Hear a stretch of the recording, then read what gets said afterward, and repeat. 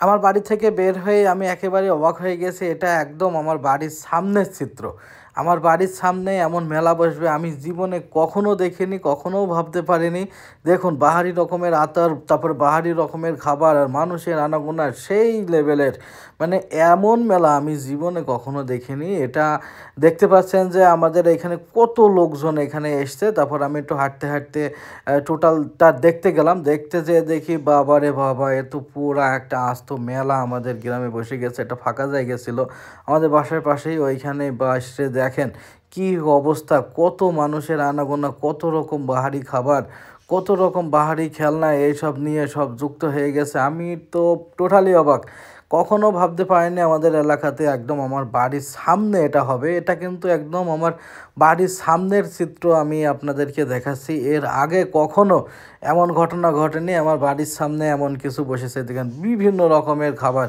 এখানে পান চলে এসছে, দেখেন রকমারি এই যে আপনার পানীয় বিক্রি হচ্ছে।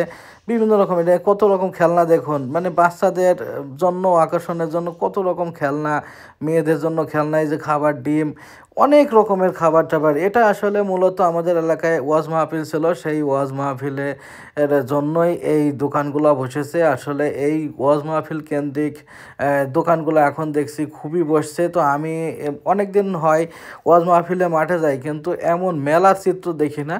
কিন্তু আজকে আমার বাসার সামনে বসেছে বলে আমি সেই মেলার চিত্রটা দেখতে গেছি। তো মেলার চিত্রটা দেখে তো আমি টোটালি অবাক হয়ে গেছি। এর আগে কখনো এমন চিত্র দেখিনি।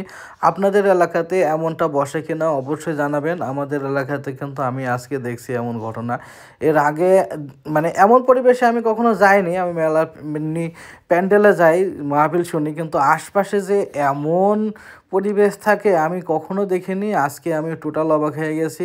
যাই হোক, একটু দেখছিলাম এশার নামাজ পড়েই আমি মাহফিলের মাঠে গেছিলাম, যে তারপরে এগুলা দেখছি। এখন এগুলা দেখে তারপরে আবার প্যান্ডেলে যেতে হবে। দেখছেন যে কি অবস্থা, কত লোকজন, কত রকমের খাবার।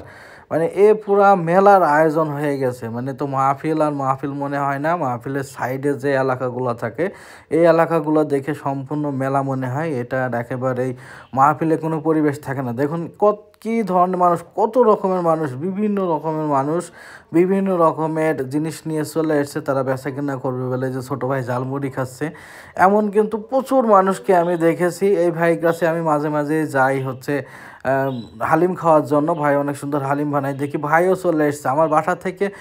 আমি 15 কিলো দূরে যাই ভাইয়ের কাছে আমি মাঝে মাঝে হালিম খাওয়ার জন্য। তারপরে এই যে সবাই চলে আসলো, মামারা আছে স্বেচ্ছাসেবক হিসেবে কাজ করছে গ্রামের ছেলে হিসেবে। তারপরে এই যে রকমারি মিষ্টি খাবার, এগুলা দেখে আমি পুরো অবাক হয়ে গেছি।